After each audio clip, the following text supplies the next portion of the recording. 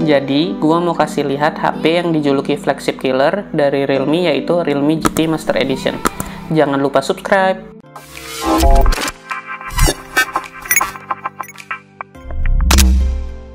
Kenapa di judul gue bilang ini rekomendasi buat awal tahun 2022? Karena dengan harga HP mid-range, HP ini sudah dibekali spesifikasi yang bisa nyaingi HP flagship saat ini. Dari pengalaman gue pakai HP ini jadi daily driver kira-kira udah 2 bulanan, menurut gue performance-nya berasa hampir kayak HP flagship.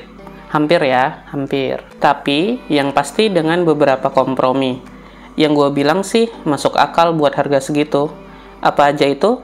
Yuk tonton videonya sampai habis. Harga HP ini 5 juta lebih dikit.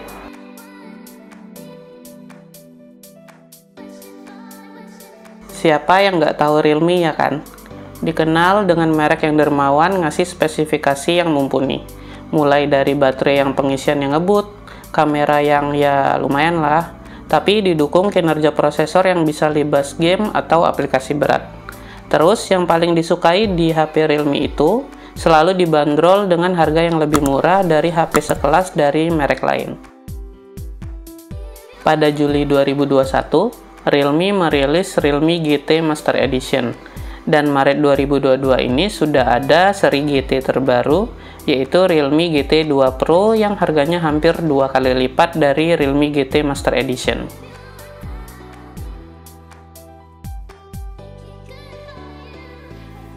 HP yang dijuluki flagship killer ini dibekali dengan prosesor gahar, yaitu Snapdragon 778 5G yang terkenal powerful. Nice. Ditambah dengan hadirnya jaringan 5G dan Wi-Fi 6, pengalaman gue make koneksi internet di HP ini emang ngebut banget. Dari skor Antutu versi 9-nya sendiri, gue udah tes 3 kali, dapat di angka 528 ribuan. Buat multitasking udah aman banget lah. Buat main game apalagi, game-game dengan grafis berat nggak akan jadi masalah. Ditambah lagi dengan adanya fitur GT Mode, yang akan jadi boosting performance HP saat main game. Tapi tentunya baterai akan jadi lebih boros ya. Buat main game berat kayak Genshin Impact, masih bisa di settingan high, cuman bakalan ada drop frame rate. Kalau mau aman, bisa di settingan medium, frame rate nggak bakalan drop.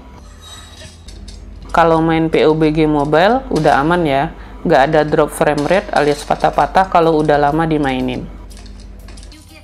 Apalagi game ringan kayak Mobile Legends, nggak pernah ada masalah sekalipun di grafik high. Dan perlu jadi catatan, grafik ultranya belum kebuka di HP ini, meskipun HP ini udah dirilis dari tahun lalu. Dan gua demennya, selama buat main game di HP ini, suhunya stabil. Nggak pernah kerasa overheating atau tangan kepanasan. Katanya Realme sih, HP ini punya sistem pendingin 5 lapis, jadi bakalan jagain suhu HP ini tetap stabil. Terus, dari yang gue cobain, HP ini emang buat game banget lah.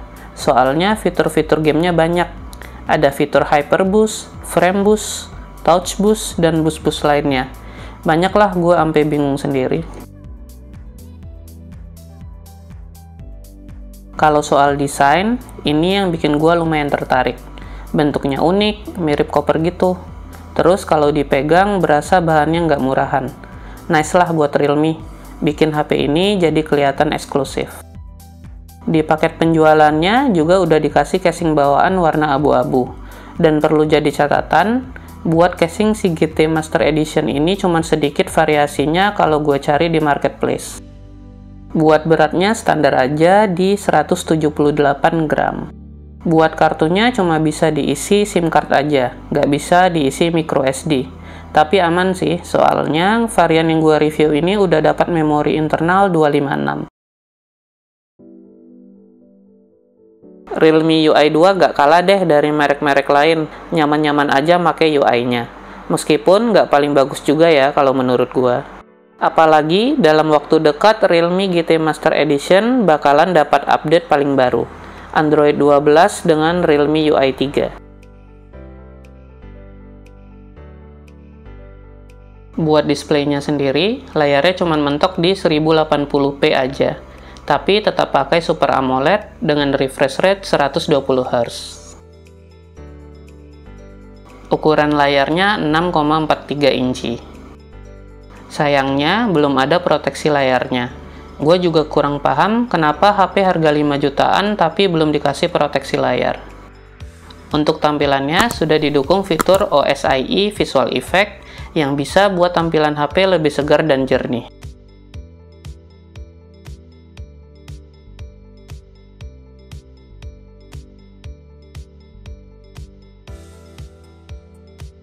Untuk kamera depannya, posisi ada di sebelah kiri atas, jadi gak ganggu saat pemakaian sehari-hari.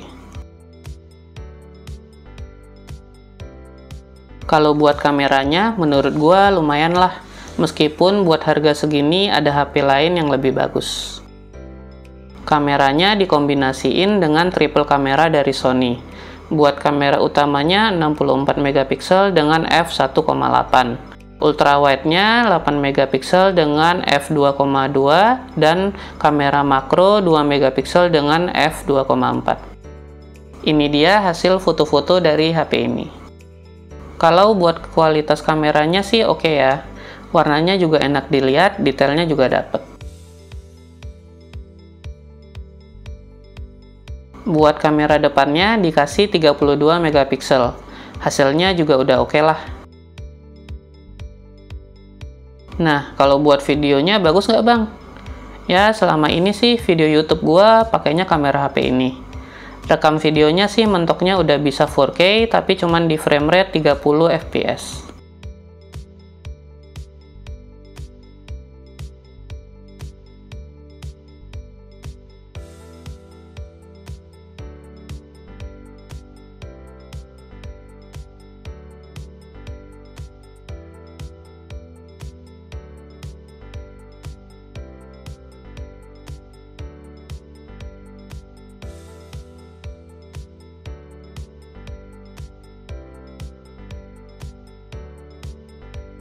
Sayangnya buat speaker HP ini masih single, yang letaknya ada di bagian bawah bodi. Padahal dengan harga HP 5 jutaan, harusnya Realme bisa dong kasih dual speaker.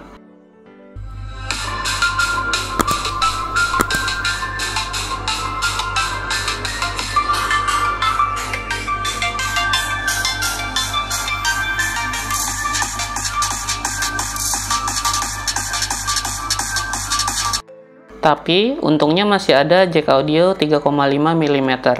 Jadi kalau kurang mantep, pakai headset aja. Nah, ini yang gue demen banget. Baterainya 4300 mAh, tapi ngecasnya ngebut banget. Soalnya sudah dikasih charger Super Dart 65 watt yang estimasi 0-100%-nya cuma butuh 30 menitan aja. Dan udah gue buktiin juga di video yang ada di kanan atas. Kalian cek aja bener apa enggak 30 menitan doang bisa full. Lu tinggal mandi aja udah full, jadi nggak perlu cas semalaman. Gua coba buat pakai seharian dengan pemakaian normal, seperti WA, scroll IG, TikTok, Marketplace, YouTube. Sorenya kesisa 30-an%. Jadi nggak perlu was-was dah pokoknya. Kalau buat gaming, Mobile Legends di settingan high 30 menit habis 6%. PUBG Mobile settingan HDR Extreme 30 menit habis di 8%. Terus Genshin Impact di settingan medium 30 menit habis 12%. Nah, sayangnya buat kalian yang suka dengerin lagu waktu mandi harus hati-hati. Karena HP ini belum ada sertifikasi IP68. Tapi bisa terobati dikit lah dengan adanya fingerprint on display yang kencang dan bisa diganti-ganti efek fingerprintnya. Ada juga fitur PC Connect yang bisa buka HP ini di laptop, jadi semacam emulator gitu. Jadi gampang buat mindahin file. Kesimpulannya, HP ini recommended banget buat yang pengen ngerasain HP dengan spesifikasi flagship tapi budget irit. Karena menang banyak dari performance yang kencang, ngecas cepet, desain yang stylish. Tapi itu pun kalau kalian masih bisa kompromi dengan single speaker, terus nggak ada proteksi di layarnya, nggak bisa nambah memori eksternal, dan nggak bisa buat mandi. Maksudnya belum ada sertifikasi IP68. Tapi dari pengalaman gua, HP ini adalah salah satu rekomendasi paling bagus buat awal tahun 2022. Nggak cuma di channel ini, gua juga udah lihat di banyak channel lain, HP ini selalu jadi rekomendasi yang boleh jadi pertimbangan kalian. Kalau ada yang mau ditanyai tentang HP ini, boleh banget kalian komen aja di bawah. Jangan lupa subscribe, like, dan share. Terima kasih.